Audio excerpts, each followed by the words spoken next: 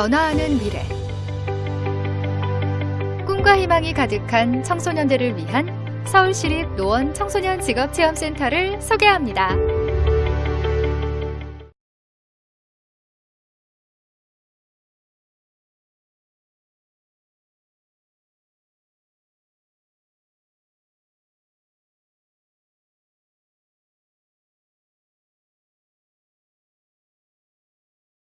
엔드센터입니다. 오늘은 가상현실에 대해서 알아볼 건데요. 가상현실은 버추얼 리얼리티의 약자로 VR이라고도 많이 알고 계시죠? 제1단원 가상현실이란 무엇일까요? 가상현실이란 어떤 특정 환경이나 상황을 컴퓨터로 만들어서 그것을 사용하는 사람이 마치 실제 주변 상황 혹은 환경과 상호작용을 하고 있는 것처럼 만들어주는 인간과 컴퓨터 사이의 인터페이스를 말합니다. 조금 어려우신가요? 가상현실은 실존하지 않는 가상의 공간에서 사람이 실제로 현장에 있는 듯한 착각을 일으키게 해 현실적인 체험을 제공하는 것을 말합니다. 더 쉽게 말씀드리면 실제 현장에 있는 듯한 착각을 일으켜 현실적인 느낌을 주는 체험을 제공하는 것이에요. 잠시 쉬어가는 OX 퀴즈 타임. 문제. 가상현실이란 실제 환경에서 상호작용을 하고 있는 것을 말한다. 맞으면 O, 틀리면 X로 대답해주세요. 정답은 X죠. 가상현실은 실제 환경에서 상호작용을 하는 것이 아니라 실제 현장에 있는 듯한 착각을 하도록 하는 것이죠. 퀴즈도 풀어봤으니 가상현실에 대해 조금은 이해하셨겠죠? 자, 그럼 가상현실의 역사에 대해서 알아볼까요? 가상현실은 어쩌면 우리가 생각했던 것보다 훨씬 더 오래전 시작되었을 수도 있다고 합니다. 19세기 말부터 개발하기 시작했던 입체사진 기술에서 시작했다고 볼 수 있죠. 이 기기의 이름은 입체경이라고 해요. 이 시각장치는 사람의 좌우 두 눈의 시차에 의해 입체감을 낼 수 있다는 것을 착안했다네요. 그렇다면 가상현실을 체험할 수 있는 최초의 상업적인 기기는 1962년에 등장했다는데요. 옆에 사진이 보이시나요? 흔히 우리가 알고 있는 오락실 기기와 안과에서 시력 검사하는 기기를 합쳐둔 것 같이 생겼네요. 이 기기는 3D 입체 영상, 스테레오 음향 그리고 바람과 진동을 일으켜 마치 모터사이클을 타는 것과 같은 체험을 제공했다고 합니다. 오늘날의 4D 체험 테마파크와 굉장히 비슷한 느낌이죠? 그리고 오늘날의 HMD와 유사한 기기는 1968년도 이반 서덜랜드에 의해 개발이 되었는데요. 여기서 HMD란 헤드 마운티드 디스플레이의 약자에 해석하면 머리에 착용하는 디스플레이 정도 되겠네요. 이 기기는 현재 출시되고 있는 여러 VR 기기의 원형과 가장 흡사하다고 볼 수 있습니다. 그 다음으로는 버추얼 보이를 알아볼게요. 버추얼 보이란 1990년대부터 게임과 접목한 가상현실 기기들이 출시되고 있었을 때 1995년도에 닌텐땡사가 개발하여 발매한 제품입니다. 하지만 낮은 해상도로 인해 멀미와 두통을 유발하였고 이내 시장에서 철수하게 된 비운의 제품이죠. 그 후에도 다른 제품들이 있었지만 2011년 소니에서 HMZ-T1 제품을 출시했지만 45도의 좁은 시야각과 영상과 컨트롤의 지연으로 인해 게임용으로 적합하지 않다는 평가를 많이 받았고 이후 T3까지 꾸준히 나오다가 단종되었죠. 이후 여러분들이 잘 알고 계시는 플레이스테이션 VR을 2016년도에 출시했답니다. 가상현실의 게임 시장은 이때부터 부흥기가 아니었나 싶은데요. 2012년 오큘땡땡에서 출시한 오큘러스 리프트라는 제품이 있었죠. 110도의 엄청난 시야각으로 기존의 가상현실 기기들의 좁은 시야각을 획기적으로 개선했다는 평가를 받았는데요. 스테레오 렌더링과 OR 렌즈를 통해 했다고 하는데 너무 깊은 부분은 어려우니 생략하겠습니다. 솔직히 저 부분은 저도 정확히 잘 몰라요. 6D-OF 헤드 트래킹 기술을 적용해 더욱 실감나는 경험을 제공했는데요. 여기서 6D-OF 란 6축 자유도 삼축의 위치와 삼축의 회전을 트래킹하는 것을 의미하는데 이 부분은 향후 센터에서 진행하는 가상현실 콘텐츠 제작 프로그램에서 더욱 자세히 설명드리겠습니다. 안타깝게도 가상현실을 체험해본 많은 사람들은 어지러움과 두통, 눈의 피로 등을 호소하는데요. 저 같은 경우에도 어지러움을 너무 심하게 느껴 가상현실 게임을 많이 해보지 못한 것이 너무 아쉬워요. 이 어지러움 등의 부작용은 실제 공간 감각과 시신경으로 전해지는 가상현실 공간이 일치하지 않아서 생기는 현상인데요. 이를 인지부조화 때문에 나타나는 부작용이라고도 합니다. 이후에도 HT 땡사의 바이브가 있는데요. 이 제품은 아까 소개해드렸던 오큘러스 리프트보다 먼저 시장에 출시하여 선점하는 효과를 누렸고 룸 스케일 방식의 센서를 적용해서 탁월한 공간감을 제공하였습니다. 오큘 땡땡사보다 조금 늦게 시작했지만 더 좋은 평가를 받았다고 하네요. 이건 제 의견이 아니고 우리가 나중에 학습할 교보제의 저자분께서 그렇게 설명해 주셨으니 판단은 여러분의 몫인 것 같습니다. 현재 시장에는 다양한 디바이스들이 나와 있죠. 3땡사의 기어 VR, 9땡사의 카드보드와 데이드림, 오큘땡땡의 오큘러스 고와 리프트, 퀘스트 등의 장비들이 있습니다. 이외에도 많은 회사들에서 출시하는 기기도 있지만 우리 센터에서 운용하고 있는 장비 위주로 말씀드렸으니 양해 부탁드립니다. 이번에 설명드릴 부분은 너무 이른감이 있지만 그래도 여러분들 중에 가상현실 개발자의 꿈을 갖고 계신 분들이 있을 수도 있으니까 팁을 드릴게요.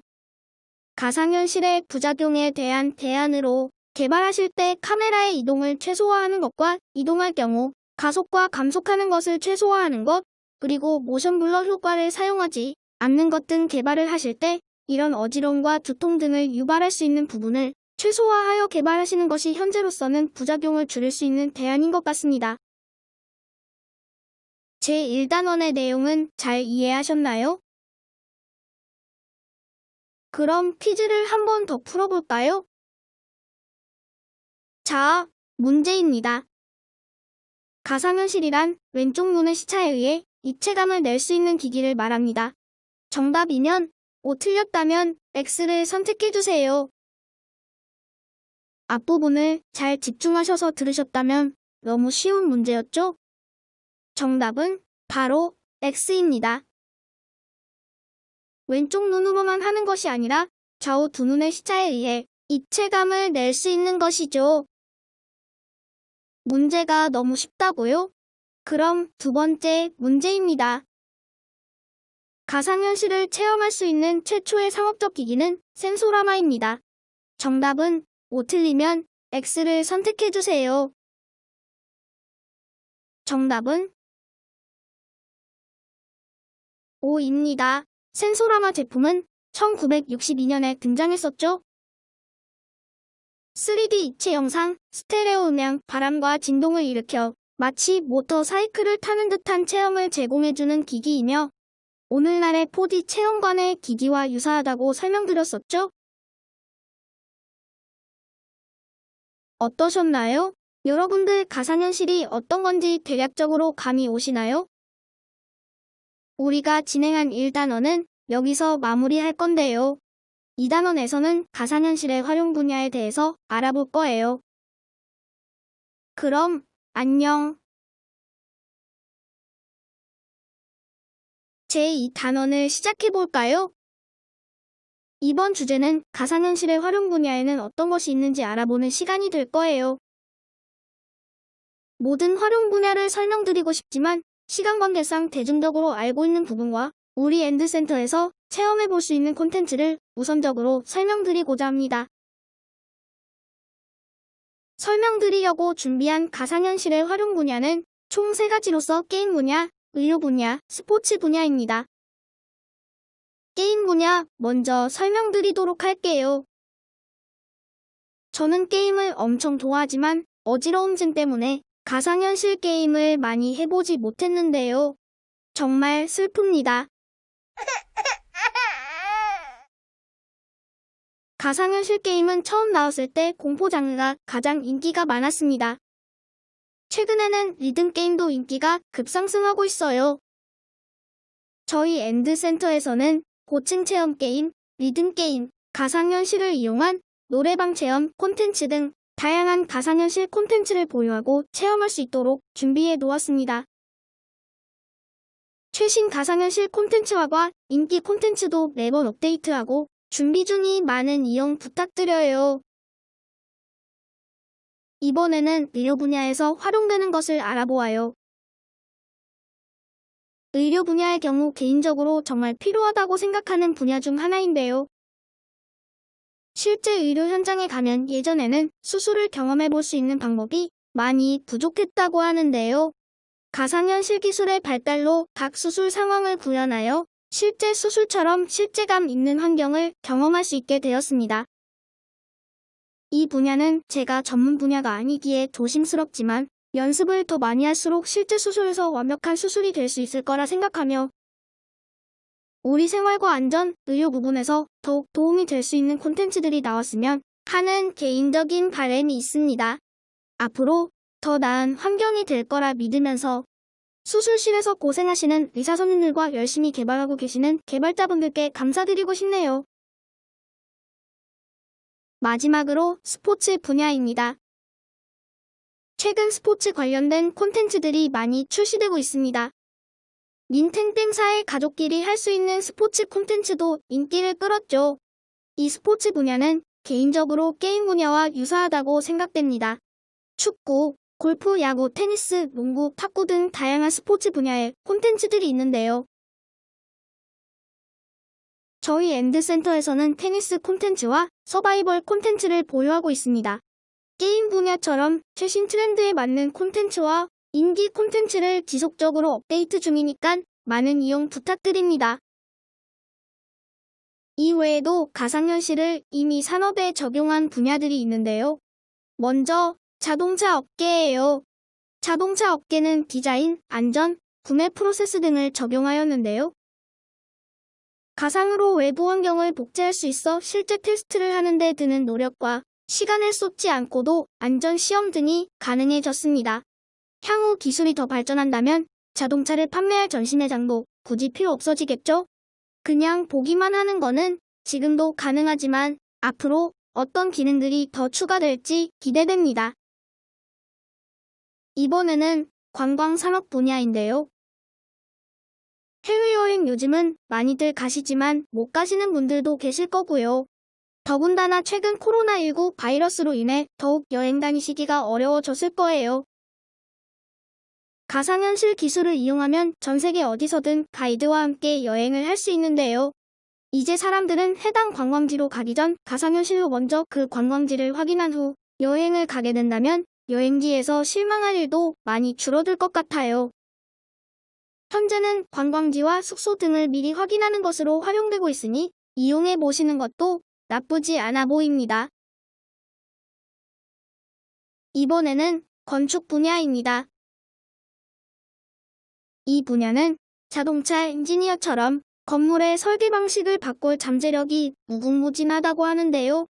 설계와 자재 등 여러 가지를 가상으로 미리 도입하여 작업해보고 결과물을 볼 수 있으니 적은 비용으로 퀄리티를 높일 수 있을 거라 생각합니다. 다음 분야는 소매유통 분야인데요. 이 분야는 개인적으로 관심이 많은 분야이기도 하는데요. 최근 배달 시장이 엄청 커지면서 음식 등만 배달해주는 것이 아닌 일반 슈퍼에서 물건도 구입해서 배달해준다고 하더라고요. 미래에는 소형 매장이 없더라도 제품을 비치해두지 않더라도 가상의 환경에서 물건을 전시하여 판매할 수 있지 않을까 생각해봅니다. 그리고 융합이라고 하죠. AI와 가상현실을 활용한 스마트 병원도 있다고 합니다. 병원 내 불필요한 자원의 낭비를 줄이고 환자의 치료 효과를 높이기 위한 병원의 가상현실 이용 사례가 늘고 있다고 하는데요. 이를 기회로 GS땡땡4, 필립땡4, 올림땡땡4 등 헬스케어 기업들이 병원 솔루션, 서비스를 판매하는 기업으로 성장하고 있다고 합니다. 그리고 국내에서는 서울대학교 병원에서 스마트 수술실을 열 방침이라고 하니까요. 앞으로 얼마만큼 성장할 시장인지 감이 오지 않네요. 마지막으로 미디어입니다. 미디어 시장도 2D에서 3D 가상현실 콘텐츠들이 속속 나타나고 있는데요. 앞으로 나올 현실감 있는 콘텐츠들이 기대가 됩니다. 이상으로 2단원을 마치도록 하겠습니다. 가상현실이 많은 산업 분야에 도입이 되어 있다는 것을 볼 수 있었습니다. 모든 학습 내용의 자료의 출처는 영상 내 첨부되어 있으니 확인하시면 더욱 자세한 내용도 확인하실 수 있으실 거예요. 그럼 안녕.